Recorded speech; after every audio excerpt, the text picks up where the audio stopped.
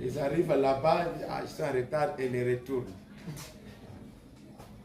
Alors, comme ils sont en train de traîner avec leurs histoires, j'ajoute Jean chapitre 8, verset 40 et 32e seulement.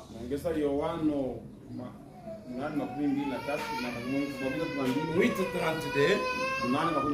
Il est dit, vous connaîtrez la vérité et la vérité vous affranchira.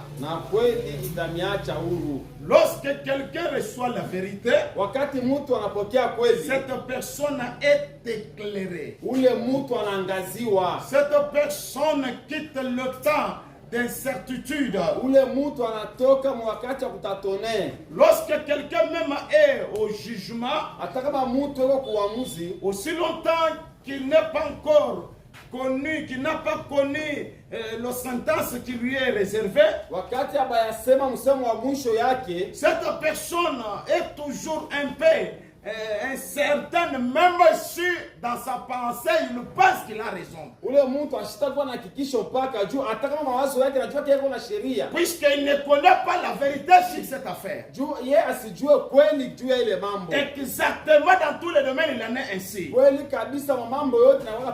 le christianisme a un grand problème jusqu'à ce jour. C'est comme si tout le tabernacle, les églises qu'on est en train de monter du jour au jour, c'est comme si ça n'a aucune raison d'être. Et si moi je serais président de la République, je devrais interviewer chaque pasteur avant de commencer une église. Quel est le but de cette église? Oh, le salut, pour que les gens croient Dieu, tout ça. Est-ce que tu as l'unité de mesure que ce que tu apportes ici, c'est ce qui apporte le salut aux gens? Alors, s'il y a une église comme le ministre Moutamba avait suggéré cela, moi j'avais l'avis à 100% cela. Des églises côte à côte, si tous sont poursuivis le même but, alors pourquoi les églises sont faciles? Pourquoi on ne peut pas juste dire non, qu'il y a une église là-bas, une église là au fond, donc peut-être dans ces quartiers comme ça, mais peut-être 3 églises. Ceux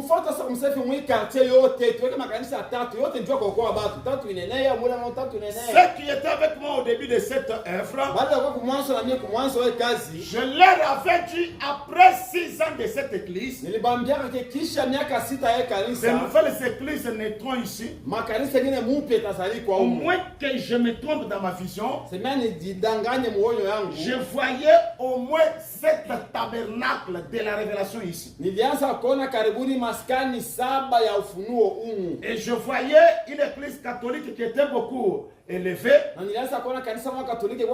C'est comme si c'était au niveau de mes castors ici, la ferme ici. Et aussi un mosquée de musulmans.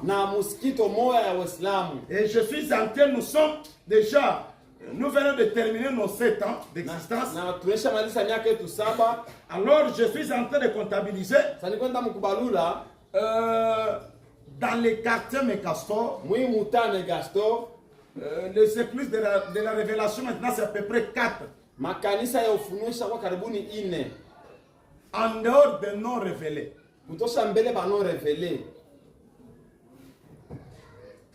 3 prétendent dire que Jésus est déjà venu. Et 1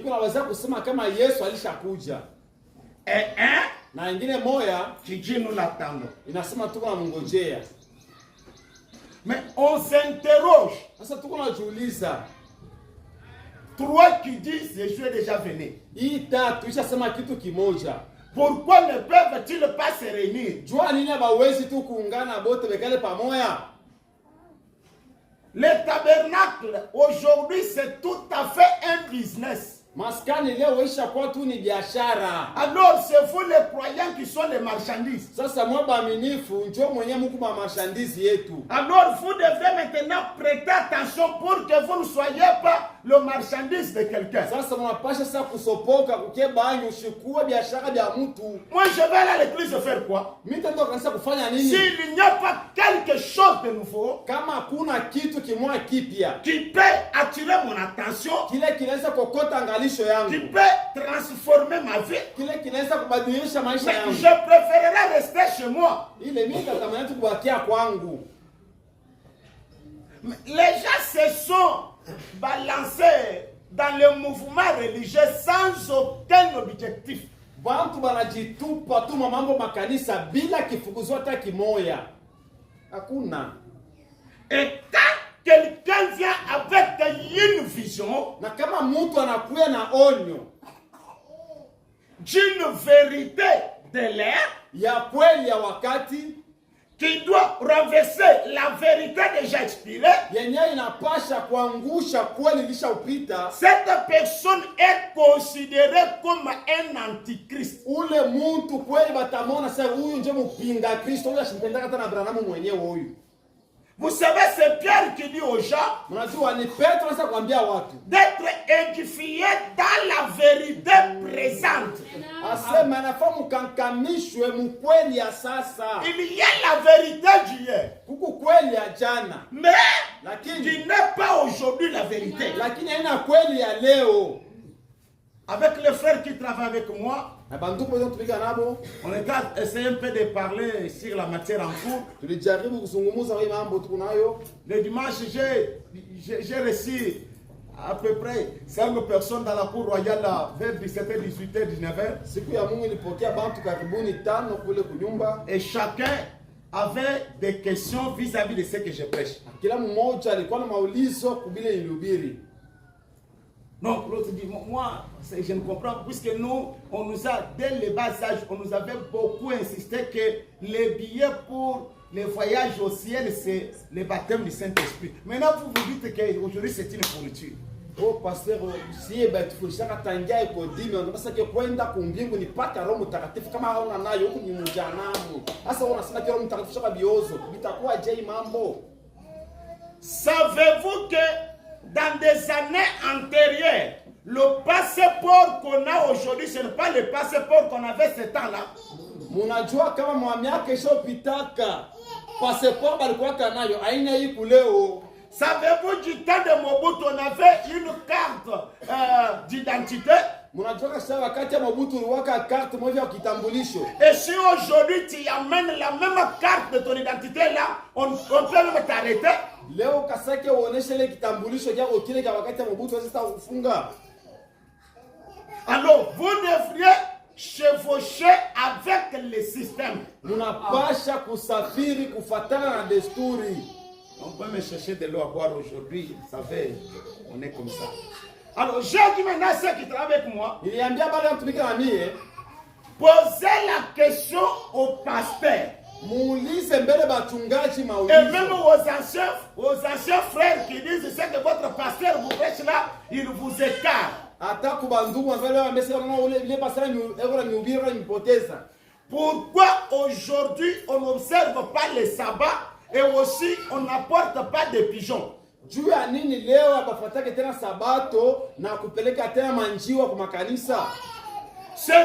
la vérité réelle dans la Bible. Du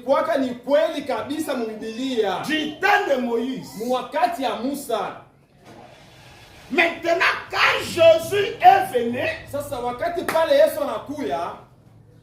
avec une vérité de l'air, Pierre a commencé à dire aux gens que le sabbat c'est une pourriture.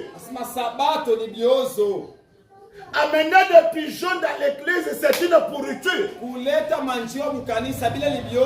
Les ecclésiastiques du temps là ont traité les disciples de Jésus de la même manière que les gens me traitent aujourd'hui. Et il disait aux gens qui suivaient Pierre et Paul et autres. Balianza kuambia batu bale balianza kufuata Petro na Paulo na bengine. Ces gens-là vous écartent. Sasa bale batu wako nipoteza kwa mnaona akili ya mfunzo Biblia. Parce que aujourd'hui ici il y a les gens qui observent les sabbats. Jule kuko batu wako nafuata sabato. Alors pourquoi vous n'observez pas? Jua ni wao mfuata sabato. De la même manière que l'observation des sabbats était tombée quand Jésus est venu, c'est ce qui se fait aujourd'hui. Quand l'ange puissant est entré en scène, le baptême du Saint-Esprit tombe aussi. Amen. Ça devient une pourriture. Je continue avec l'enseignement de la semaine passée. L'expiration du baptême du Saint-Esprit. Et aujourd'hui j'ajoute au point B, la fin du christianisme. Amen. Et la semaine prochaine à Malambo, je vais prêcher les deux phases qui restent aux élites, les deux seules choses qui restent aux élites.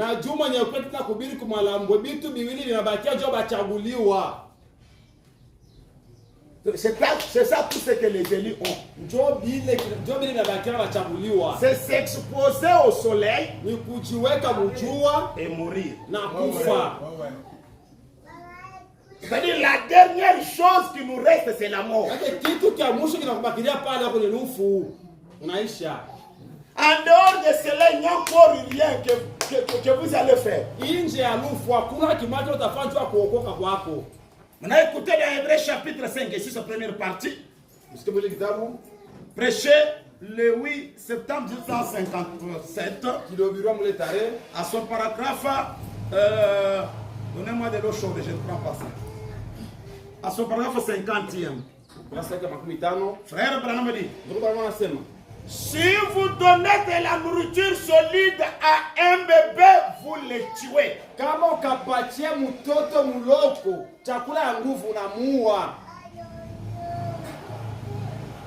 Si vous donnez à un bébé une nourriture solide, tu vas tuer ce bébé là. C'est pourquoi nous avons boka na batoto kidoko hapa kama batakufa mimi nitafanya. C'est pourquoi tant de gens disent, oh, je ne crois pas ça. Oh, mishamini. C'est que votre pasteur prêche, je ne crois pas.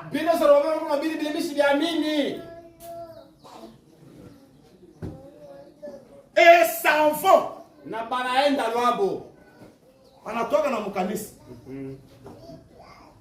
Toujours des bébés. Ils ne peuvent pas comprendre. Ils ne peuvent simplement pas saisir cette vérité.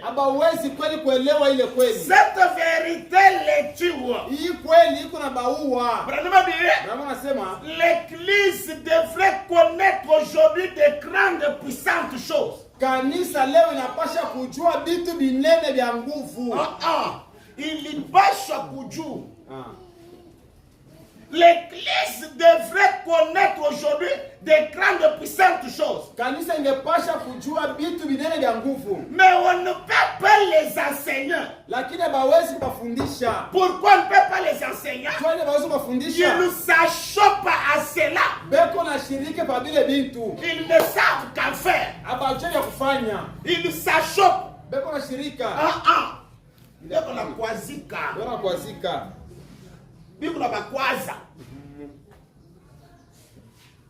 Tulienda mkanisa pasera mafundisho mwa mambo ya kusema Luka ishakusha ubatizo na mtakatifu ishakusha pandake barikibiri yake kenje ndio yenyewe nani biye. Nous étions partis à l'église, au pasteur a prêché, disant qu'il n'y a plus le baptême du Saint-Esprit, il n'y a plus de parler en langue, et pourtant on nous a prêché que c'est ça. J'ai demandé à la sœur qui me disait ça. J'ai dit, tu as reçu quand même le baptême du Saint-Esprit, tu avais pleuré, n'est-ce pas? Oui. On t'a imposé les mains? Oui. Na sasa Roho ulipata Roho Mtakatifu uliaga na kuwekea mikono nasema ndio. Et tu as reçu le Saint-Esprit, dit oui. Na ulipata Roho Mtakatifu sema ndio. Qu'est-ce qui avait changé en toi? Ndani mwako ulibadilika nini? Dis, quand même il y a eu un changement. Sasa mkongoko badiliko Non, il y avait un changement. kulikuwa kama badiliko moja hivi. Mais aujourd'hui, Sasa leo yani kama aukombana puisque usho kwanza kuzeka nguvu na yo inapunguka tena unazala batoto mingi ndio unakuwa na ka reserve. Tu ne te bats plus puisque tu as déjà grandi, tu as déjà pris de l'âge. Tu n'as plus la force de se battre. Les gens qui ont prétendu faire le baptême du Saint-Esprit, il n'y a rien qui a changé en eux. Ils nous ont juste été travaillés psychologiquement par le prédicateur. Mais si c'était une femme impolie envers son mari, elle est toujours impolie, bien qu'elle est face à l'église.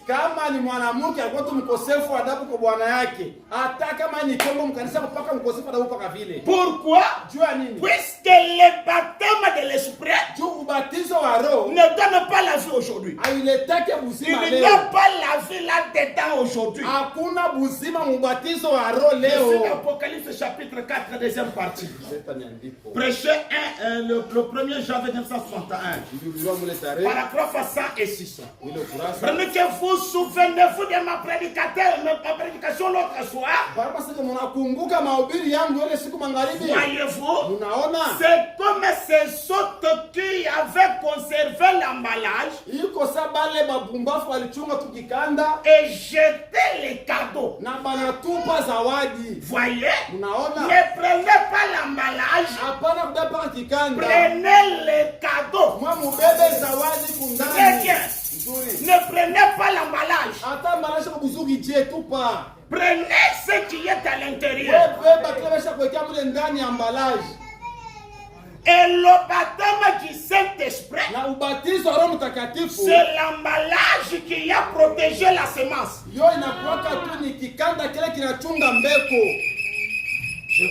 Je protège avec l'enseignement. L'expiration du baptême du Saint-Esprit. Je prends le point B qui est la fin du christianisme. Écoutez, il y a ici un homme qui peut allumer la lumière. Une prédication prêchée le 29 décembre 1963. Au paragraphe 81, le messager déclare. Il dit, je suis heureux qu'il nous fasse chaud plutôt que froid. J'aime la chaleur. La chaleur apporte toujours la lumière. La vie. Il faut du feu. Et c'est ainsi que Dieu agit aujourd'hui. Sa semence est déjà là. Sa parole. La seule chose dont elle a besoin, c'est que la lumière la frappe. Et tu laisses cette lumière. Il est cette lumière. Car il est la parole. La parole et la lumière sont la même chose. La vie qui est en elle est la lumière de la parole. Vous voyez, c'est la vie. Le germe de vie se trouve dans l'écran. Et la vie est ce qui porte et produit la vie du craint. C'est ainsi que Christ dans la parole fait que la parole fasse ce qu'elle est censée faire.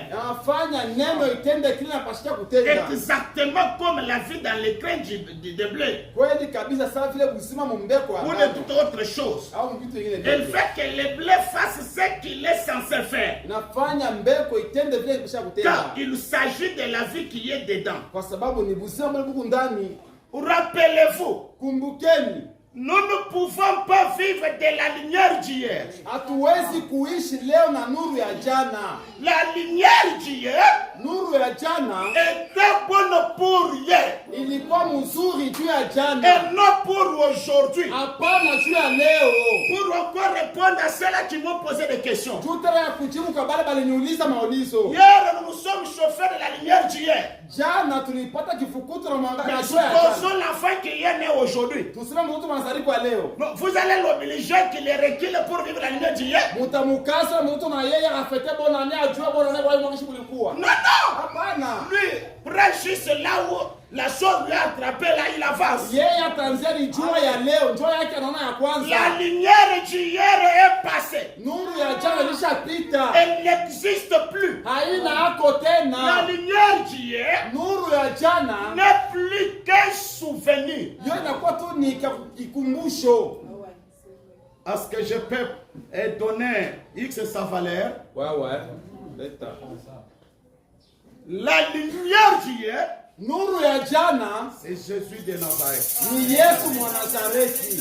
Ubenga uya. Lui-même a dit, Yeye mwenyewe alisema pendant que je suis dans le monde, wakati niko mudunia je suis la lumière du monde. niko nuru ya dunia. Et quand il avait quitté le monde, Na wakati alitoka dunia les ténèbres avaient occupé la place. giza likiwa na nafasi C'est yayo. pourquoi Zacharie dit, Njoko maana Zakaria c'est anasema vers le soir kumagharibi que la lumière devait réapparaître. njoo nuru ingepasha Et kuonekanika. si vous lisez bien Zacharie, Na ukasoma mzuri Zakaria il dit une source d'eau, d'une seule source sortira, anasema chemchemo moja ya maji itatoka, mais une partie ira du côté occidental lakini kipande kimoja tena kwa magharibi, et une autre partie du côté oriental. ingine tena kwa asubuhi. Mais c'est la même eau d'une même source. Lakini maji moja moja ile ya chemchemo moja moja. Hier, Jana la lumière qui avait sauvé les gens, nuru yenyewe iliokoa basi c'était Jésus le Galiléen. ilikuwa ni Yesu wa Galilaya. Mais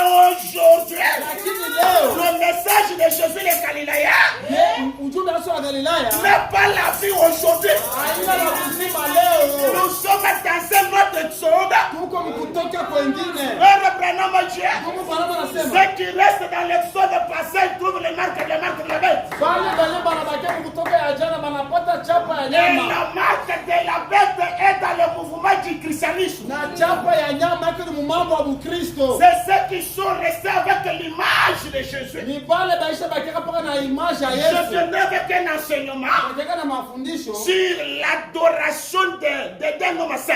juu ya maabudu ya mtu C'est mtakatifu. ce qui s'était passé avec Daniel là-bas en Babylone. Ndio kile kilifitikana na Daniela kwa On Galilaya. avait fait une statue Balifanyaka sanamu qui portait le nom d'un homme saint. ilikuwa na jina ya mtu Qui mtakatifu. était Daniel, à qui on avait changé le nom. Ilikuwa ni Daniela kubadilisha Afin jina. que les gens se prosternent et adorent ça. Juu batu banza kusujudu na kuabudu Et ile c'est sanamu. ce que Satan fait aujourd'hui. Na ndio kile shetani shafanya leo. Il vous présente l'image de Jésus de Nazareth, Ananionyesha chapa ya Yesu mwa Nazareti. même avec la peinture de Hoffman. Baisha kuweka sanamu ya Hoffmani La pale. peinture là. Baisha kufanya sanamu. Alors les gens Sasa bantu adorent ça, banaanza kuabudu ile pensant qu'ils adorent Dieu. mkuwazia sana naabudu Mungu.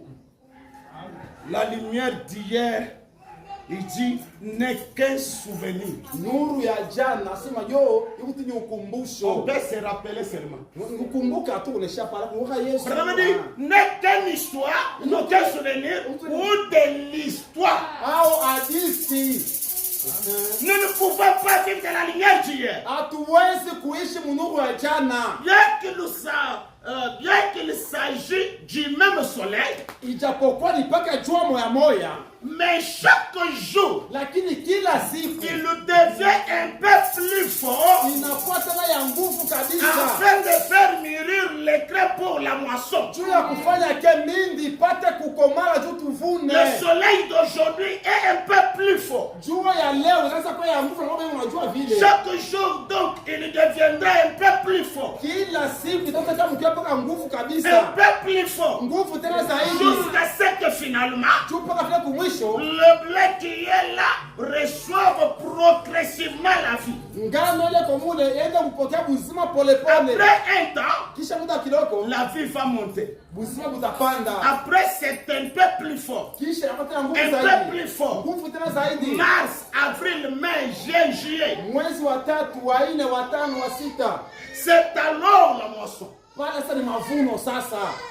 Vous voyez? Naona. Le même soleil qui brille aujourd'hui, Jua moya kunangazia en leo. janvier, en décembre, Mu janvier mu décembre. qui est là-haut, Yenye kule yulu. inondant la neige Yenyesha kutawala et la faisant fondre sur l'écran, Leo nafanya yanguke kumbeko. lui procurera de l'eau. Itamtosha maji. C'est le même soleil, Ni jua moya ile. mais ce blé ne pourra pas vivre avec ce même soleil en juin. Lakini ile ngano haitaishi na ile jua mwezi wa sita. Frère Branham a dit, Ndugu Branham anasema c'est la lumière, le soleil qui fait que même la pluie tombe. ni jua ndio nafanya hata mvula inyeshe. Ce qui a servi que la pluie tombe Ile nisaidia mvula inyeshe. pour faire pousser les semences. Jua ifanya ke mimea yote. Mais quand le temps évolue, Kwa wakati muda unaendelea, ce même soleil-là paka jua moya ile ne peut pas aider la semence à pousser, à croître. haitasaidia tena mambeko ipate kuota.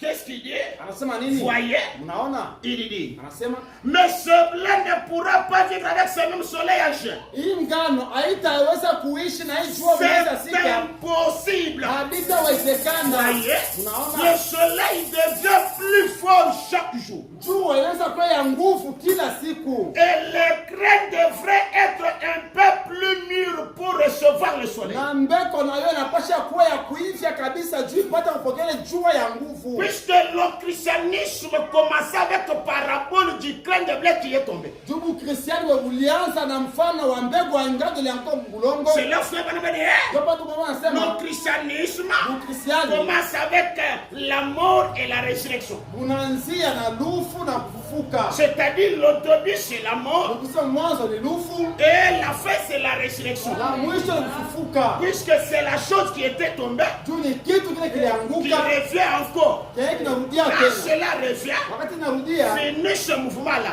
ile mambo namalizika. Que Dieu aide à quelqu'un de saisir ceci. Mungu asaidie mtu mwashikie bidii. C'est ça qui ne va pas aujourd'hui. Njoo kile akiendeke leo. Les traits qui a été semés là au temps des pères primitifs, Mbeko yenyewe ilioteshwaka wakati wa bababa wale wa mwanzo. au temps de Luther, Wakati ya Luther de Wesley na Wesley et des autres, na bele wengine bote. c'est-à-dire Pentecôte. Maana kwa Pentecote Il va encore citer cela. atataya Et Raboukri ina empêchait de croître. okay, yo inashinda kukomala. Écoutez ici. Msikia hapa. Frère Branham dit, Ndio kama unasema hapa. le soleil qui avait été pour que la pluie tombe. Jua ile lisaidiaka juu mvule nyeshe. Quand les grains tombaient, Wakati mbeko nakuwa mbulongo. ça servit que l'eau tombe Ilisaidia mai mvule nyeshe et les grains poussent ici. na mbeko ile naota hapa. Ici, c'est la tige. Hapa ilikuwa ni muti. Ça continue à croître. Ilikuwa inaendelea pale kukomala. La tige à l'écrète. Muti nafika pa kuma C'est la vie qui est en train d'évoluer. nikusema ndio kukomala. De la crête, Fika kwa vipunja. ici maintenant, à la balle. Hapa nafesa vikanda. C'est l'état de la croissance. Huu mtu hapa mkomala. Maintenant, à partir d'ici, Sasa kuanzia hapa c'est un nouveau soleil, un grand soleil qui se lève. ni jua mupya sana lamuka. Ce n'est pas le soleil qui fait tomber la pluie Haina jua ile kwa nyeshesha mvula hapana. pour faire pousser, Jua kusema ke mbeko pour yote. faire grandir, Jua kukomalisha. mais pour faire mûrir. Lakini hapa ni jua sasa kukomalia kuivisha. Directement, Mara moja cela s'adresse à ce qui est à l'intérieur qui se trouve ici. hii kuna yua jitupa ni mkwa ule kondani ile patikana hapa. La balle reste ici, Kikanda kinabakia hapa. la semence saute vers ici. Mbeko yeye naruke na kuya hapa. C'est ici où on récupère la même semence, le même grain qu'on avait semé. Ni hapa ndio pale banavuna sasa paka mbeko ile baroteshaka bubulongo. Ici, dans le mouvement de Madame du Saint-Esprit, Hapa mmoja batizo wa mtakatifu. on n'avait pas reçu le même grain qui était tombé. Abakupataka mbeko moja moja yenye inakutoka mbulongo. On a eu juste l'emballage. Balipata tu kitu ya kufanana na mbeko. Mais le grain était à l'intérieur. Lakini mbeko yenyewe ilikuwa ndani. Le soleil qui se lève, Jua yenyewe inatoka c'est pour pour tuer la balle. Ni juu ya kuua kikanda. C'est pourquoi la balle devient sec. Ndio maana likanda linakauka. Pour maintenant exposer la vie. Juu lipate kutoka kalanga yake. C'est séparé. Itengane pour que le crème lui-même arrive. Juu mbeko yo yenyewe ionekanike sasa. C'est ce qu'il dit. Il dit c'est ça, la semence qui était tombée du temps de l'hiver et autres. Il dit, il ne peut pas recevoir le soleil. Le soleil l'a tué. Quand le soleil devient fort, ici la tige sèche. Les crêpes sèches. La balle sèche. C'est-à-dire le soleil commence à tuer ça. À abolir ça. C'est pourquoi je vous dis, ce n'est pas encore le temps de prendre maintenant là où pour commencer à sarcler ici.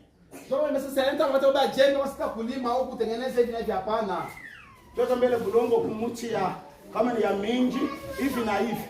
No, okay, kadawa njuu ya mayani kwa vert kabisa. On met encore des produits pour wakati unafika hapa, vous arrivez ici, hata kama unabeba dawa kani unaweka haitasaidia. Même si tu mets quel produit, ça ne servira à rien. Même pas les produits chimiques. Ça ne doit pas faire quelque chose. Parce que le soleil devient plus fort.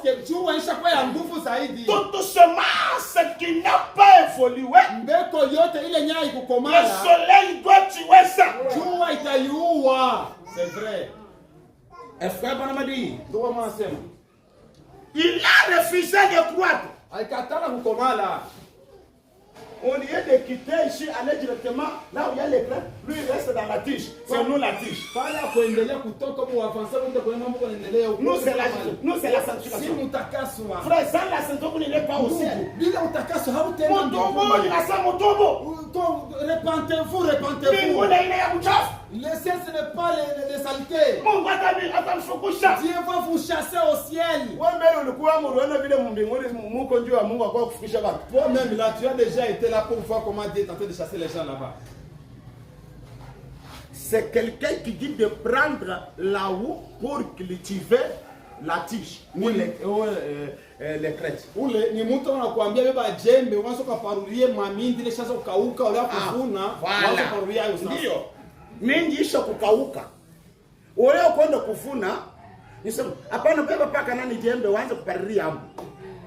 Ndio weka hapo ndani kwa ile mamichi, weka budongo. Faut que tu d'abord là-bas de plate-bande pour que ça puisse pas s'abîmer. C'est une perte du temps. Tu te fais souffrir pendant que c'est le temps de la moisson. Unajua pale banalimaka vile mtu nani sura imekala ya kufunga. Pendant qu'on cultive les gens, tu veux voir ici.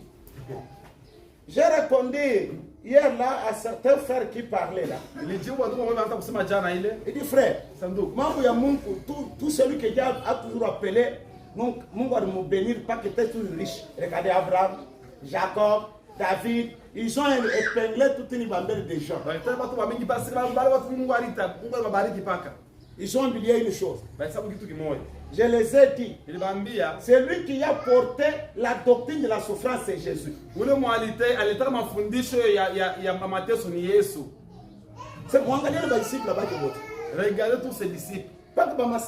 Tous étaient des pauvres. Parce que c'est aussi son exode. Alors cet exode-là a pris ça. Nous avons un nouveau exode. Et ne venez pas beaucoup m'embrouiller, mais ramener toujours à un exode là passé. Vous savez, on a fait ça. C'est un exode passé.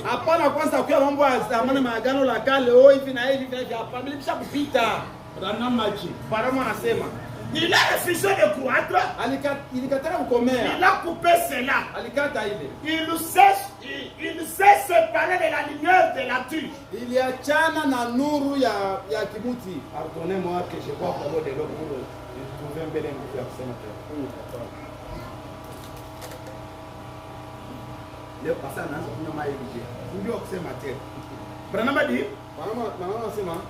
Il s'est fait sa propre petite histoire. Anajifanyishia hadithi yake binafsi. Il est devenu alors une balle. Sasa anakuwa kikanda. C'est connecté. Ça va.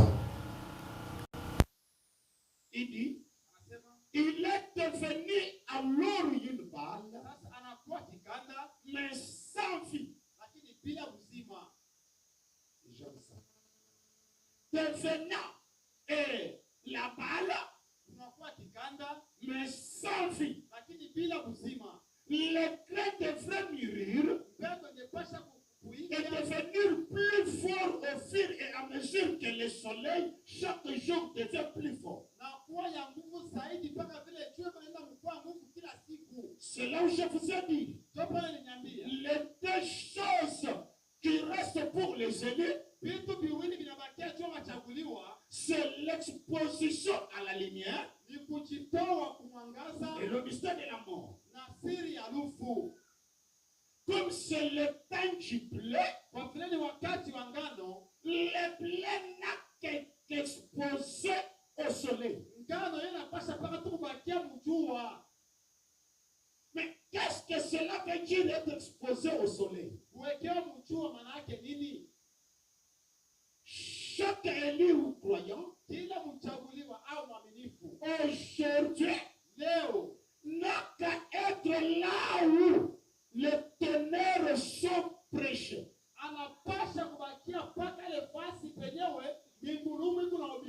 Car c'est dans les ténèbres où Dieu s'est révélé. Lui qui est le Fils de l'homme. En anglais, son soleil ou fils. Plus on expose ça à l'église, plus cela ôte toute verdoire dans l'épouse.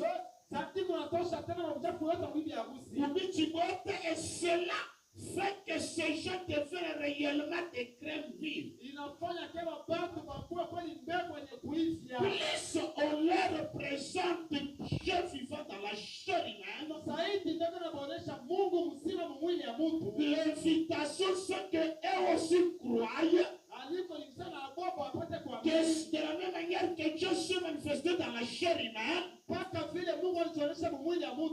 doit aussi se manifester dans nos propres chairs. Et plus on te dit ça, plus cela te donne la forme et le caractère de ce que tu es censé être.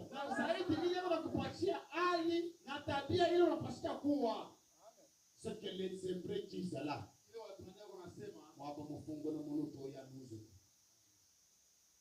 On se dit chaque jour, il fasse nitajenga kapo nyumba.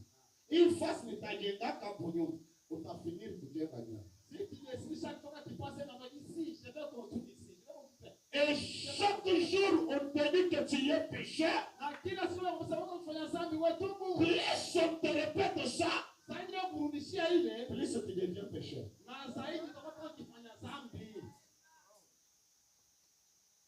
L'homme est transformé en quoi il est exposé.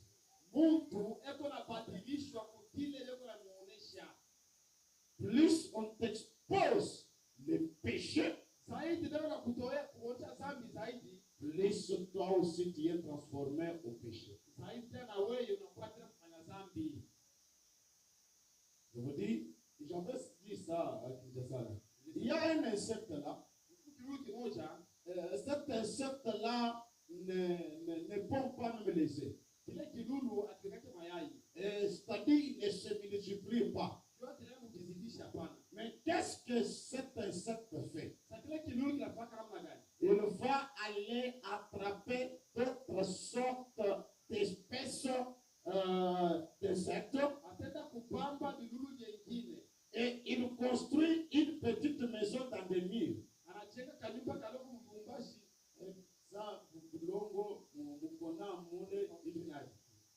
Les Hébreux appellent cela cotonge.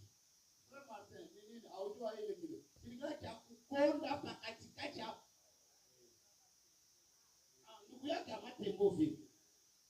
Maintenant, il met l'impémoule là-bas à l'intérieur. Et vous savez ce qu'il fait? Tous les jours, il passe là.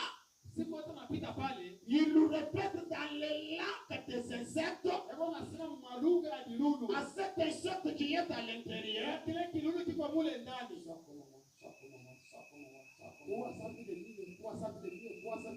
Et en hébreu, ça se dit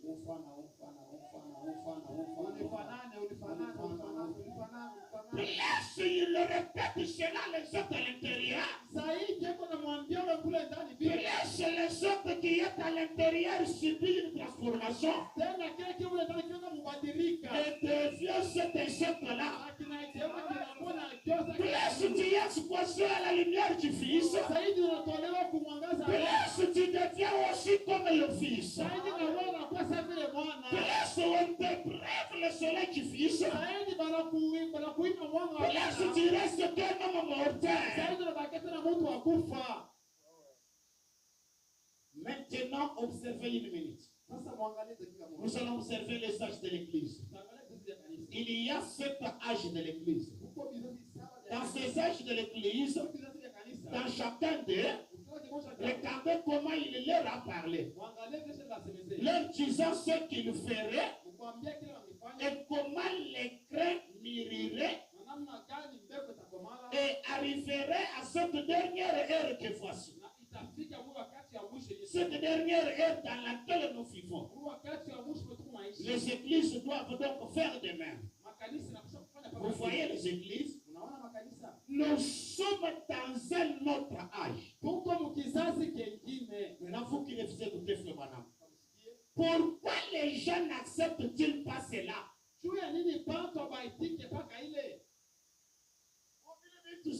Lui, je devrais tenter de monter ces choses-là. C'est vraiment qui vous pose la question. Il dit, pourquoi vous ne pouvez pas accepter cela? Pourquoi ne voit-il pas que les craies est mis? Il est la parole promise pour ce jour. Pourquoi ne voit-il pas cela? Parce qu'ils vivent dans la lueur de Luther, de Wesley, de Baptiste, de Pentecôtiste. Comment ils vivent dans la lueur? Hier, ils ne voient pas ça. Ils vivent ici, là. Ici, c'est déjà une lueur. C'est-à-dire la lumière a quitté ici. Nous sommes déjà dans un autre âge. Ici, c'est le blé lui-même. Ici, ce n'était pas le blé. Ici, il y avait la balle qui gardait le blé. Mais c'est le temps de la séparation. C'est le pourquoi le début du ministère de Branham, il était pentecôtiste. Il a prêché comme pentecôtiste. Et tout le monde, tous les pentecôtistes l'ont embrassé. Mais lorsqu'il est parti là-bas, à la montagne du coucher du soleil, son retour avec un grand soleil, avec une lumière qui était beaucoup élevée, c'était la séparation. Il dit, j'ai perdu des milliers de mes amis pentecôtistes. Pourquoi? C'était le blé mûr. Il a maintenant la maturité du blé. La balle de fraîche qui était là, la semence.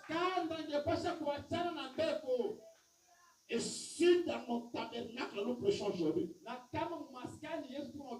que les pentecôtistes ne nous quittent pas,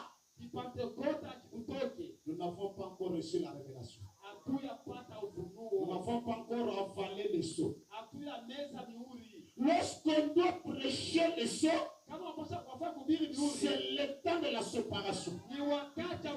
C'est pourquoi j'ai dit beaucoup de choses que je prêche ici. Si je les prêchais dans des grandes églises ici, je serai lapidé et ça doit aussi susciter la division. La séparation. Matengano. Alors moi, là, je ne m'ouvrais pas. Je parlais beaucoup en parabole. Mais j'ai eu plusieurs appels de plusieurs pasteurs. Je mets la matière dont tu as laissé un grand travail au pasteur là. Vous connaissez, tu as laissé un grand travail au pasteur là. J'ai dit si je peux prêcher comme chez vous. Mais c'est le temps de la séparation. On doit briser le mouvement de dons. Le mouvement de maison de dons devrait être d'abord paralysé. Leur montrer l'âge dans lequel nous sommes. Leur obliger à faire un exode. L'exode a toujours fait mal. Puisque dans l'exode, on est obligé de quitter d'autres personnes. De laisser d'autres amis. De laisser d'autres habitudes. Laisser d'autres coutumes. Perdre d'autres choses. Israël avait les champs peut-être en Égypte. Il y avait ceux-là qui avaient déjà construit leur propre maison. Mais quand il y a eu la sortie, ils ont perdu leur maison là.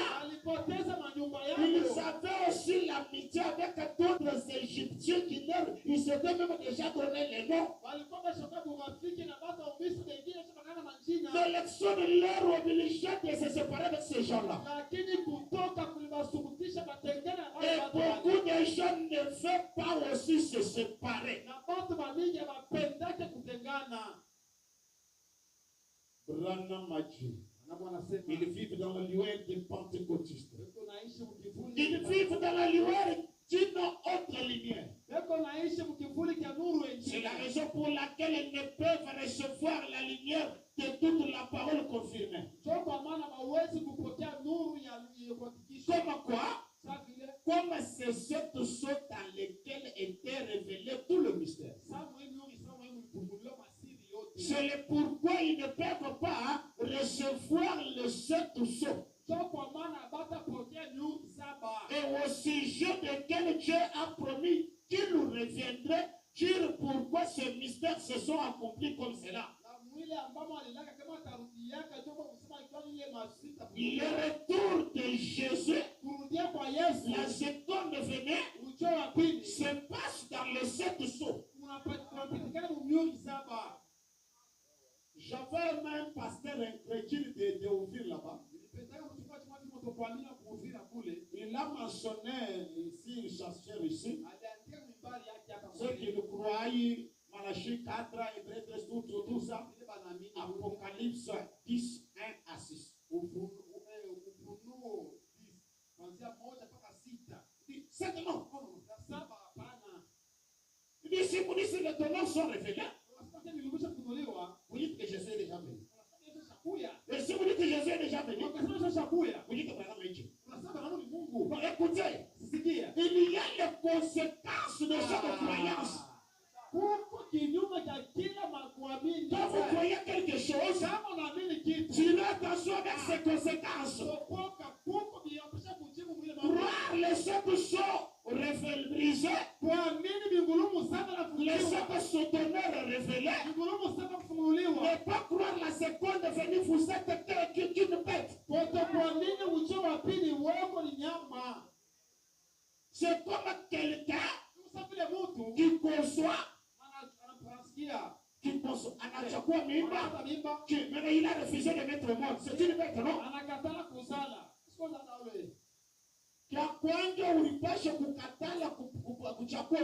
Premièrement, tu ne devrais pas concevoir. Mais tu acceptes de concevoir. Et tu dis, non, vous êtes à panne. C'est comme quelqu'un qui veut être marié. Arrivé dans le mariage. Non, je ne veux pas ton lot. Il y a des conséquences. Et si Jésus est venu, na kama Yesu anakuja, il ne devrait pas être un vent.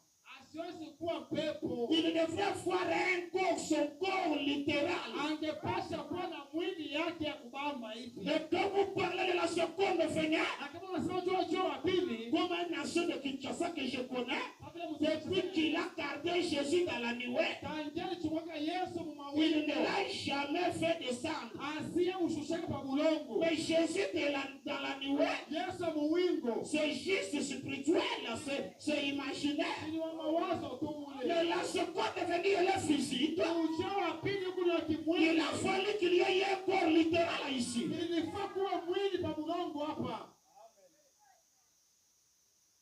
Frère Branham a dit. Ndugu wanasema, Pourtant, lorsque cela arrive, wakati inakuja, il s'en éloigne plus que jamais. wanaenda mbali sana kabisa. Lorsque Dieu vient Wakati Mungu pour anakuja, révéler quelque chose, anapofunua vitu les vyote, gens s'en éloignent plus que jamais. Et Branham dit ils sont sans excuse. anafahamu sasa hapana na msamaha. Oh, une fausse lumière. Nuru ya mubaya, Oui, ndio cela coûta à l'église le plus grand vol qu'elle ait jamais connu. ile ilifanya kanisa ipate faida kitu cha munene, kuisi munene muyabo wafanyikana. Frère, Ndugu, les très froides des dénominations mbeko ya baridi ya kizebu ne feront pas mûrir la parole confirmée. haitaweza kumalisha neno ya kuhakikishwa.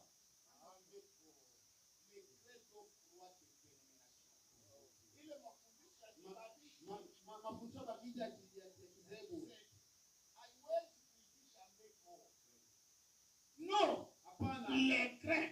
Mbeko, Jésus dit que la parole de Dieu est une semence de semaine à semaine. Yesu alisema ke neno ya Mungu ni mbeko yenye Vous voyez? kuotesha. Et les très froids ne feront pas mûrir cette parole. Na credo baridi haitakumalisha Non, mbeko. non. Hapana. Les jours froids et blizzards ne feront pas mûrir les blés. Masiku ya baridi haitaivisha ile mbeko. Vraiment pas. Hapana. Cela nécessite la chaleur du soleil. Ndio iko na lomba mpaka kifukutu Parce qu'il kwa faut que la parole parlée de Dieu fasse cette chose. inafanya neno la kusema Mungu ifanye. Et aujourd'hui, Na il leo faut que la parole parlée de Dieu montre au sein de Dieu inafanya neno kusema ya Mungu ionyesha kwa takatifu wa que Mungu. Jésus-Christ vit aujourd'hui Kama Yesu Kristo anaishi leo exactement comme ailleurs. kweli mpaka vile saa jana. Et frère me dit que quand nous disons Jésus-Christ est le même hier, aujourd'hui, éternellement, Usema kwa Yesu Kristo jana leo na milele. que Dieu ne change pas, Kama Mungu asibadilike, il dit sauf asema ijapokuwa son aspect physique. hali yake ya mwili Cela, il change. ndio pale anabadilika. Et il dit, Anasema les credos et les dénominations ne feront jamais cela. mafundisho na mazee haitafanya vile hapa. Elles sont froides et indifférentes. Siwezi baridi na Et tukushika. le grain pourrira carrément dans le sol. Na mbeko itaoza mubulongo. Il lui est impossible de germer dans ces conditions. Haitawezekana ipate kuota mwili hali. Je suis dans l'enlèvement, prêché le 4 décembre 1965, Kitabu 355. 155 Gabamadi. ndio wanasema Nous sommes là prêts maintenant. tuko sasa tayari sasa. La seule chose que l'église qui sort, Kitu kimoja inatoka kanisa, l'église qui sort, qui quitte la Pentecôte, kanisa kama Pentecoste, la seule chose qu'elle doit faire, kitu kimoja ile afaa kufanya, doit encore faire, la seule chose dont on doit encore faire, kitu kimoja apasha kufanya c'est de rester au soleil pour mûrir. ni kubakia kujua juu ya kuivya. La seule chose Kitu kimoja que l'épouse est censée faire, kile bibi harusi anastahili kufanya c'est s'exposer au soleil. ni kujitoa tu kujua Yu ya makari na kutwanga. soleil fort. Ce n'est pas des petites choses, histoires, controverses. Non, ça, ce sont des os que ces gens-là doivent manger. Ni kusema mifupa ile watu wanapasha kulia. La grande moissonneuse viendrait dans peu de temps. Sababu mfunaji mwenyewe atakuja muda kidogo. Le blé sera brûler, les tiges, mais les craies sera ramassé dans les greniers.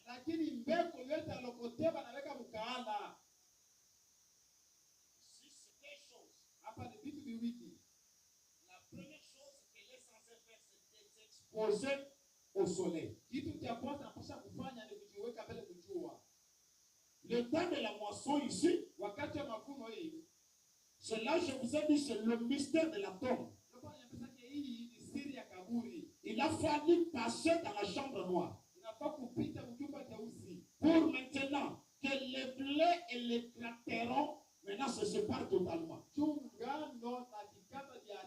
C'est alors que nous revenons à l'image parfaite de Dieu.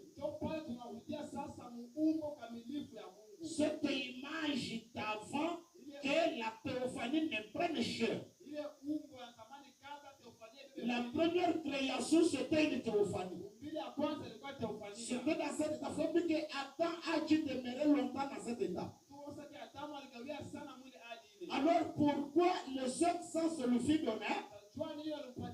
Le corps, c'est pour cultiver le sol. Mais quand tout ici termine, nous traversons la chambre noire. On n'a pas encore besoin de cette essence pour cultiver le sol. Nous sommes maintenant dans cet état qu'était Adam. Abraham dit, vous n'êtes pas aveugle. Vous êtes des gens sensés.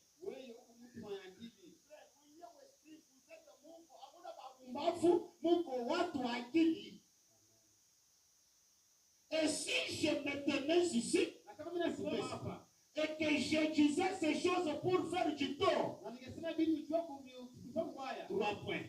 Je dis cela parce que c'est la vie. Et parce que je suis responsable envers Dieu de dire cela. Et je dois le dire. Et mon message. 3 points. Pendant tout le temps où il y avait des guérisons et tout, écoutez, vraiment que vous êtes des gens sensés.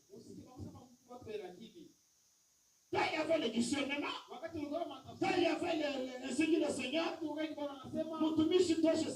ça, quand il y avait tout cela, Rana m'a dit, je savais toujours que cela était pour attirer l'attention des gens.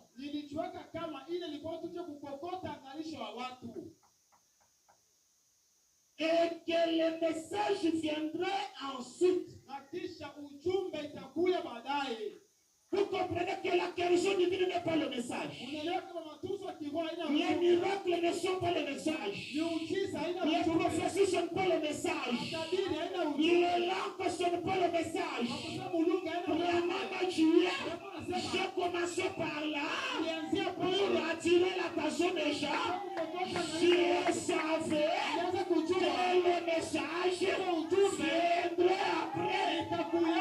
Et malheureusement, quand le message est venu, les gens ont refusé le message.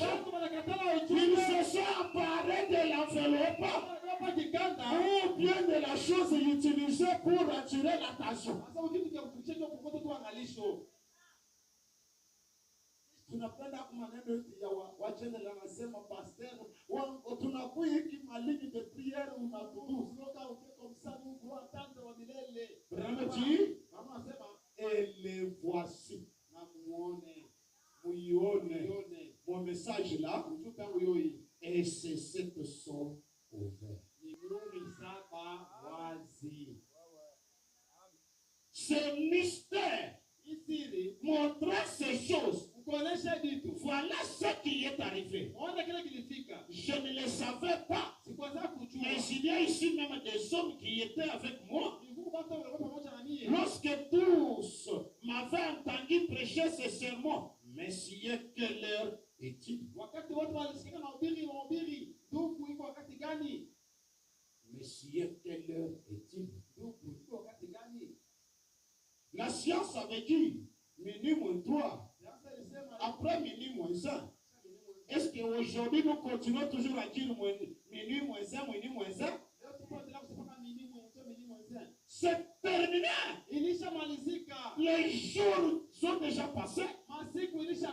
C'est déjà l'introduction d'un matin éternel. Un âge sans fin. Un jour sans fin. Avec les prédestinés.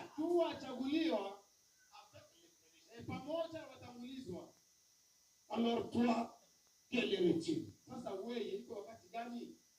Pour prêcher le message. Il est dit.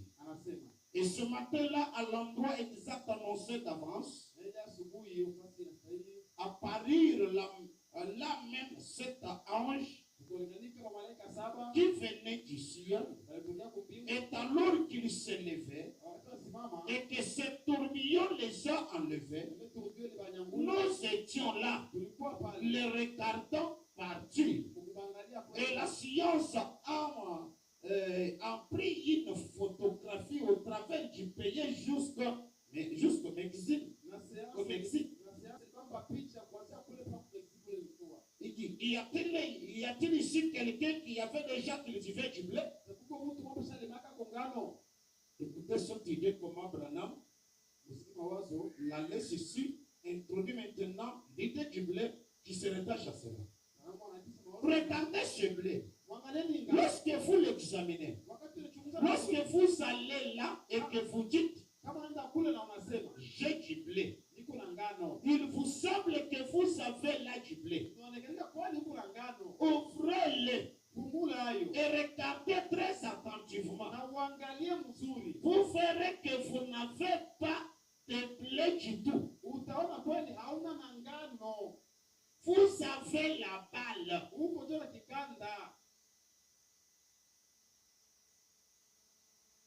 C'est comme ces jours-là.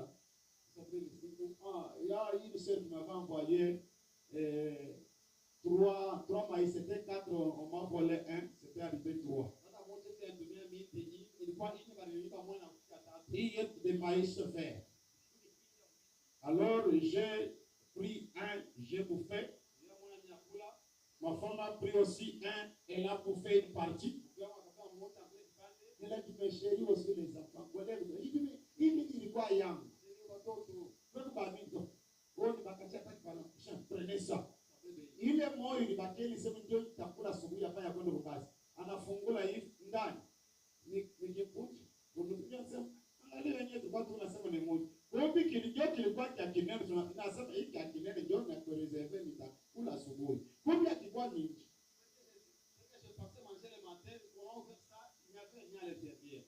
c'est ce que, maintenant écoutez ce que Jésus ne nous a-t-il pas averti dans Matthieu 24, 22 à 24?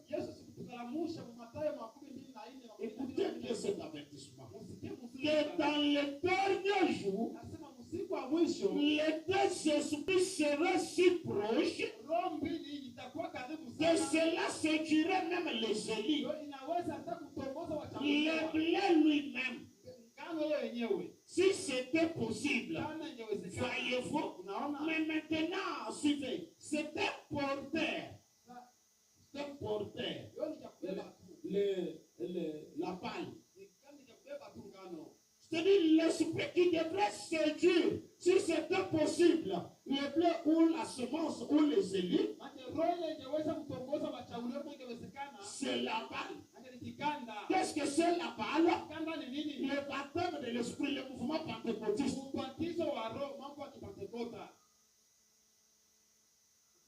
Séduire les gens. Ah, est-ce que je peux quand même éclaircir cela? C'est-à-dire, l'esprit aujourd'hui antichrist. Je le plais derrière le baptême du Saint-Esprit. Tellement tu as parlé en langue, tu as prophétisé, tout ça. Et tu dis, cependant, tu n'as pas évolué.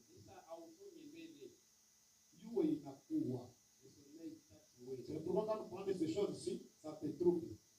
Et tu, la vie qui monta, et qui traversait l'idée, fut celle qui forma Wesley. Ndio kule ulimtuma Wesley. La vie qui sortait de Wesley Ndio ulituma Wesley. est celle qui forma la Pentecôte. Ndio kule ulituma Pentecoste. Écoutez mes amis, Usikie baba kijana. la vie qui sortit de la Pentecôte Lazima kule ulituma Pentecoste. forma les balles. Ndio kule unatunga sasa kikanda. Les crins, non, les crins, ce n'est pas. C'est sorti. C'est-à-dire quand c'est sorti, ça a quitté la balle. Unatoka mkikanda. Mais c'est ici où les gens ne croient pas. Ndio penye kaunta bani. Donc nous disons que la vie qui a quitté ici a formé ça. Kusema watoto wanatoka watunga hii. Les gens disent vrai. La vie qui a quitté là, ça a formé ça. Sababu mtoto wanakuwa kutunga hii. Les gens disent vrai. Mais pour encore continuer, Unajua que kuendelea. la vie qui était ici Kusema kulikuwa a quitté ici unatoka pour former ici, kuna kutunga les gens hapa. refusent. Hapo hapa nakatala. Il faut rester juste ici, pasteur. Tous ceux qui sont ici, ils ont la marque de la bête. Hapo wote kwa kutunga chapa ya nyama. On m'a dit. Mais ce sont des porteurs. Oh, ni kupanda kubeba tu. Kikanda. Voyez, Naona. la vie réelle traverse cela. Uzima mwenyewe wa kweli Mungu anapita mule. Le message traverse cela. Ujumbe inapita ile yote. Mais il se dirige vers le blé. Lakini kwa jiongoza mpaka C'est la kukanda. raison pour laquelle Sio kwa maana le blé monte vers le haut et emporte le tout au sommet dans l'enlèvement. ngano inapanda yulu na peleka yote kunyanyuliwa. L'épouse elle-même Bibi harusi yeye mwenyewe sort de chaque âge. anatoka mkila kizazi. Mais la souche dénominationnelle mère, Lakini kishiki cha kideu kinakufa. elle sèche et meurt. Kinakauka na kinakufa. Avez-vous remarqué dans ces derniers jours Ulishaona ule wakati wa mwisho comment elle commence à se retirer maintenant? namna gani inaanza kutoka? Lorsque ce blé commence à croître, Wakati ngano inaanza kukomea, alors la blé commence à se séparer de lui. sasa ngano inaanza kutengana nayo. Remarquez de nouveau ce petit épi de blé. Ona tena sasa iko ipute kwa ngano. Ouvrez-le comme ceci Fungula hata ule ndani et regardez à l'intérieur. na uangalie ule Vous ndani. verrez qu'il y a un petit bourgeon de blé là. Utaona Mungu tunga kitu kwa ngano ule Tout ndani. au fond, Ule ndani. vous avez besoin de prendre un microscope et un microscope qui grossisse 30 fois pour regarder là-dedans Utakuwa na lazima uwe mashine ya kunilipesha hiyo juu angalie uone. et voir ce petit bourgeon de blé qui est là au fond. Na uone kale kalikanda ile ule ndani. Voyez-vous? Naona. Mais il est là tout au fond Lakini kule et il commence à grandir. inaanza Eh bien, cette balle doit être là pour le protéger sasa hii kikanda kinapaswa kuwa pale kwa et kuichunga. pour lui donner une chance de sortir. Nataka kumpatia kopati ya kutoka. Mais alors, Sasa lorsqu'il commence à croître wakati anaweza kukomala et que le message commence à se répandre, na ujumbe inaanza kutakasika, alors la balle se retire de lui. sasa kikanda kinatengana naye Et la vie qui quitte cette balle na uzima unatoka mkikanda et va directement dans ce blé. na kunaenda mara moja. Cela continue ainsi. C'est ainsi dans chaque âge. Sio vile mkila Cela ne peut pas battre la nature. Yo haiwezi kupika ukikanda. C'est la continuité de Dieu. Yo ni kuendelea kwa La Mungu. manière dont il fait les choses. Namna yake unafanya Et vitu. maintenant, Na sasa c'est l'âge dans lequel nous vivons en ce moment. ndio tunaishi hapa sasa. Chevauchons. Tembee. Ce n'est pas encore le temps de la croissance. Haina tena wakati wa kukomala. Fini la croissance. Kukomala kunamalizika. Le soleil qui vient, qui est venu, Jua yenye ilikuja c'est juste d'amener réellement le grain à l'état où il a été semé. ni juu ya kufikisha mbeko muali ile iliyopandiwaka. Ce n'est pas que ceci reste encore dans la balle pour nourrir la semence non plus. Haina sema hiyo bakie tu mpaka mkikanda ndio kulisha ulongo kulisha mbeko. Comme les pasteurs font là. Bon, je commence d'abord un peu là. Petit à petit, quand l'église va grandir, c'est là où je vais un peu leur donner. Mais c'est de la politique que tu commences, Messie.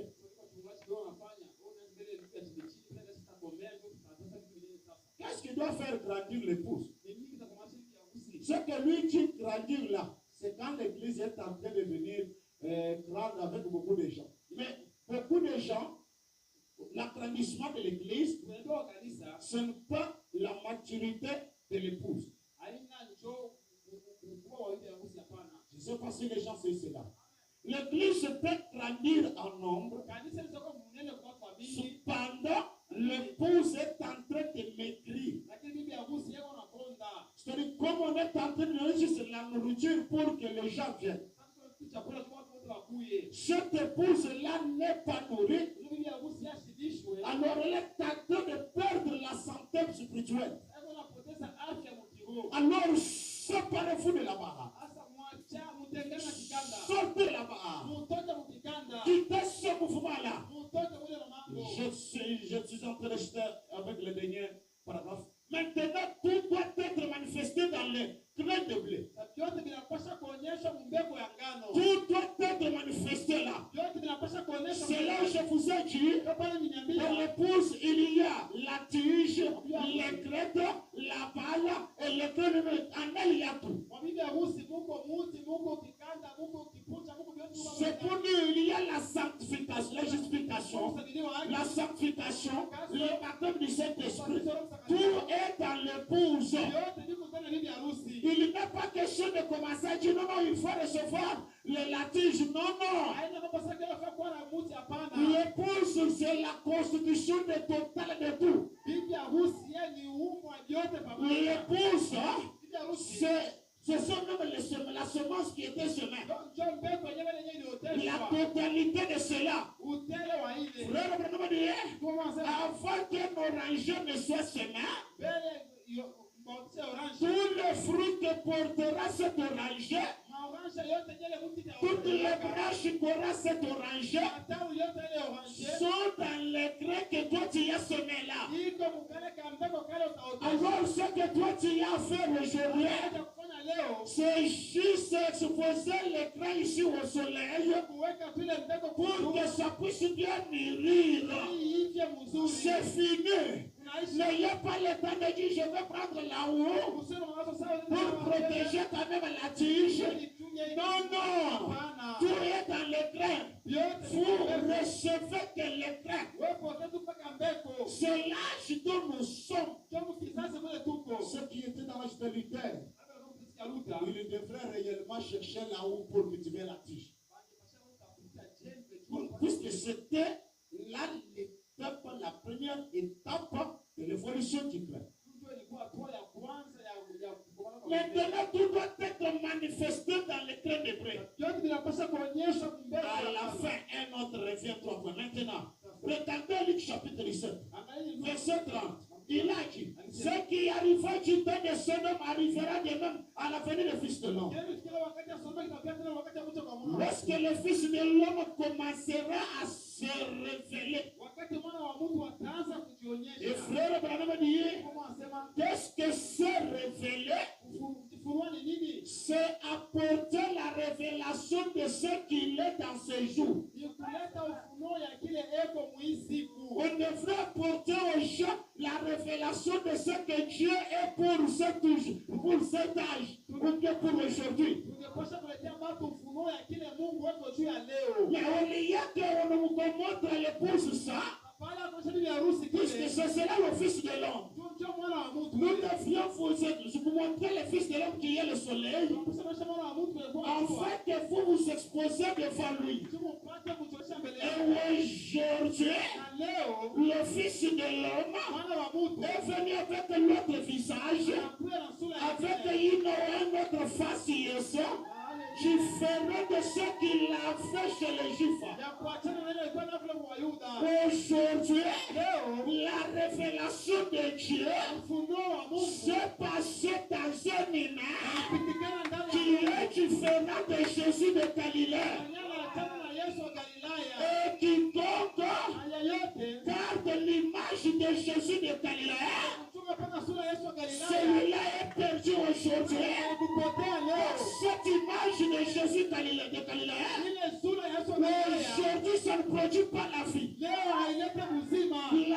n'est pas dans ce temple-là. Uzima buna mwili hekalu hapana. Le temple Jésus de Nazareth Hekalu Yesu wa Nazareti n'a pas la vie aujourd'hui. haina na uzima La leo. vie qui était à Jésus de Galilée Uzima buliongo wa Yesu wa a Galilaya chevauché, ulishasafiri, a marché dans les sages de l'église ulishatembea mumizazi ya kanisa jusqu'à ce que mpaka pale cela a pris une forme, ulifika kunabeba a hali pris une image. kama sura. Et quand les cieux sont brisés, Wakati miuri les ilipigwa, sages de l'église se terminent, vizazi vya kanisa vinamalizika, l'homme change de symphonie. Mungu anabadilisha msemo. Il n'est pas notre frère.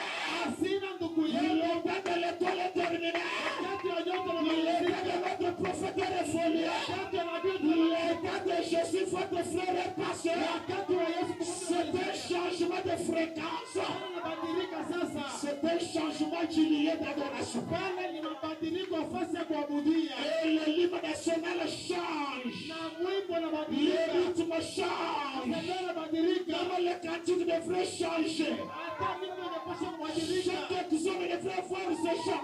Kila kutoka kupasha kwa mimbo yake. Valeur au chant d'aujourd'hui. Ole kwa waimbaji wa leo, Comme le petit soleil le va ici, soleil le va ici. kama soleil lefai. Aujourd'hui, quelqu'un qui sait, Leo mtu anasema ce n'est que Banque Sud qui est en train de saisir l'évolution de la chose. mpaka muweza yote, hata mpaka mbele onyo wa kitu. Vous allez écouter les dimanches, c'est comment vous chantez. Nasikia sio mwili kwa Biblia hapa. Or, c'est le changement de tout. Ile sasa ni mabadiliko ya vyote.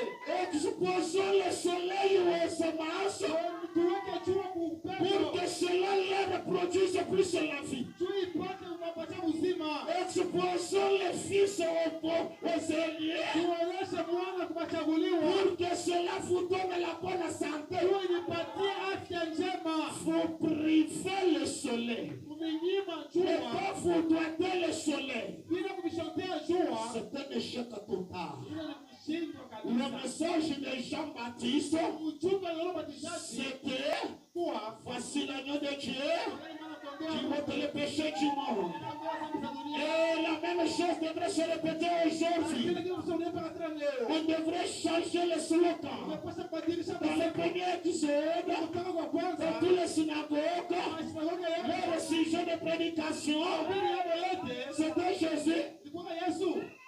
Non, Hapana, du temps de Moïse, wakati wa Musa le slogan n'était pas Jésus. msemo ulikuwa Yesu. Dans Hapana, le chant, il n'y avait pas Jésus. muumimbo hapo ulikuwa Yesu, C'était Moïse. ilikuwa ni La Musa. Bible dit, Biblia inasema nous nous ont chanté le cantique de Moïse. aliimbaka mimbo ya La Musa. Bible dit, Biblia inasema chaque jour dans les synagogues, kila siku il masinagogi lisait Moïse. alianza kusoma Et Musa. lorsque l'élection de Jésus de Moïse a pris fin, Wakati kutoka kwa Musa kulimalizika, Jésus le Galiléen est entré ensemble. Yesu wa Galilaya anaingia mkazi. La chanson de Pierre, c'était Jésus. Mimbo ya Petro ilikuwa ni Yesu. La prédication de Pierre, c'était Jésus. Mahubiri ya Petro ilikuwa ni Yesu. Et on a dit que Jésus devrait prêcher à tout le monde pour le salut. Anasema Yesu anapaswa kuhubiri kwa wote juu ya wokovu. Puisque c'était la lumière qui sauvait ces temps-là. Ilikuwa ni nuru inaweza kuokoa wale Et wakati. quand l'exode de Jésus Na change, wakati kutoka kwa Yesu l'épouse kulimalizika, devrait changer. bibi ya Musa angepaswa kubadilika. Frère Branham a dit, Branham anasema, combien de Pilates vous serez ici ce na soir Pilato bangapi anaweza kuwa pema qui refuserait hajakataa de croire Jésus kuamini dans Yesu sa forme présente. hali yake ya leo. Nous prêchons un Jésus dans sa forme présente. Uko na hubiri Yesu muhali yake ya Je ne leo. prêche pas Jésus Sihubiri dans Yesu sa forme d'hier non plus. muhali yake ya jana, Quand hapana. je prêche Jésus aujourd'hui, Hubiri Yesu leo. je le prêche Niko na mhubiri dans sa forme présente. hali yake ya Quand leo. vous m'entendez parler de Jésus, Kama unasikia nasema Yesu, souvenez-vous que Zorobabel ne parle pas de Jésus le Galiléen. asisema Yesu Il wa parle de Jésus d'aujourd'hui. Eko nasema ya Yesu wa Kentucky. Si vous m'entendez chanter Jésus, Unasikia nasema tuimbe je Yesu. ne chante pas Jésus Tuimbe Yesu. de Galiléen. Galilaya Je hapana. chante Jésus Tuimbe Yesu dans sa forme présente. hali yake ya leo. Ça, c'est une lumière. Donc, une lumière qui est tellement élevée. Hii ni nuru iko mwali ya juu kabisa. Le petit pentecôtiste s'allait au-dessus. Watu wa Kipentekoste itamuua. Ça tue les baptistes. Itaua Les Wabatisti. luthériens même. Hata wote watakufa. Qu'est-ce qu'il voulait dire par là? Kusema nini pale? Quand il chante. Wakati wanaimba. Il voulait dire même quand il adore. Sasa kama sataka. Quand j'adore Jésus aujourd'hui, Wakati unaabudu Yesu je leo. n'adore pas Jésus dans la forme qui est. Siabudu Yesu mfanye ashaka. J'adore Jésus Unaabudu Yesu sous la forme présente. hali yake ya leo. C'est ce que Branham a dit. Kile Branham alisema. Qu'est-ce qu'il voulait dire? Alipopata kusema. Il voulait dire ce qu'il a dit là. Alipopata kusema kile anasema. Les petits pentecôtistes, Watoto wa Kipentekoste. ceci vous dit, Hii iko na mais Biblia. à l'épouse, Lakini kwa Biblia lorsque la lumière vous est exposée, wakati nuru les rayons de lumière, mwangaza wa votre l'enfant s'en fout, unatosha mtoto votre l'immaturité en vous. unatosha mtoto ndani mwenu. C'est ce qui fait que vous de Dieu. Mungu anakufanya mwema Mungu. De croire les choses que les autres ne croiront pas. Kuamini vitu vingine kuamini. En dehors de ça, Nje ya hii c'est une perte du temps qu'on est que vous êtes en train de faire. ni kupota muda bure. Quittez là-bas. Toka Quittez mkanda. là-bas. Toka mkanda. Quittez le deuxième exode. Toka kutoka kwa pili. Quittons ce mouvement-là. Kutoka mwile mamambo. Sortons mes amis. Kutoka na rafiki yako. C'est une d'abord de là. Kule shamani bure. Écoutez. Sikie. Et le temple du deuxième exode. Na hekalu ya kutoka kwa pili. Et le deuxième exode. Kutoka kwa pili. Et le système du deuxième exode. Desturi ya kutoka kwa pili. C'est Ticabod. Yote shamani ya bure. C'est Ticabod. Même à Yirambo. Est-ce que quelqu'un m'a saisi? Unasikia? Et le temple du deuxième exode. Kuanzia tena kwa hekalu ya kutoka kwa Et le temple du premier exode. na kutoka kwa hekalu ya kutoka kwa kwanza. C'est Ticabod. Yote hakuna neema. Alors que Tusameni bwima. le soleil devient plus fort. Jua inakuwa nguvu kabisa. Plus Zaidi les jours passent. kuongezeka. Ce que l'Église a à faire aujourd'hui, Kile kanisa wamefanya leo c'est de rester exposé au soleil fils. kubakia tu kujitoa kujua Bwana. Mais c'est ce que nous sommes en train de chercher à vous amener. Tunatafuta kuiletea Restez devant cette lumière. mbele ya nuru. C'est là où il est en train de poser dire maintenant. Ndipo ndio kama kusema Maintenant, je ne suis pas votre frère. sasa sina ndugu yenu. Donc, qui tu es maintenant? Sasa nani? Si tu n'es pas notre frère, Kama hata ndio unakuwa nani? je suis votre Seigneur, le Saint-Esprit. Yeye ni Bwana wenu Roho Mtakatifu. Alors, Sasa donc, il veut dire, il adore frère Branham. atakasema na Mungu Bwana. Là, c'est toi qui viens de le dire. Wale wote wanasema Quelqu'un a posé la question frère Branham. ukipata mtoto kama muulize. Il y a une femme qui a effectué un voyage de 1500 km. Huku mwanamke mmoja alisafiri kilomita 1000 na Elle mamia vient tano. à tes réunions Wewe unakuja mkusanyiko yako. et elle dit, tu es le Seigneur Jésus. Wanasema wewe Bwana Yesu. Qu'est-ce que tu dis? Unasema nini? Branham a dit, Kama unasema elle n'est pas loin de la vérité. asina mbali na kweli. Peux-tu? Sema Je suis la personne de Jésus de Nazareth. niko mtu wa ule Yesu wa Nazareti ule. C'est faux et archi faux. Ile ni bongo kabisa. Na yeye hapana. Mais peux-tu Lakini kusema que le même esprit roho moja qui avait habité dans la personne de Jésus de Galilée, ilikalaka mwa Yesu wa Galilaya. c'est le même esprit qui est en moi. Roho moja kwa ndani mwangu. Ça, c'est l'exacte vérité. Ile ni kweli kabisa. Et frère Branham dit, Na ndugu baba anasema qu'est-ce qui a fait de Jésus Dieu adorable? ni nini kilifanyaka Yesu akuwe Mungu wa kuabudu? Il est dit, c'était l'esprit qui était descendu.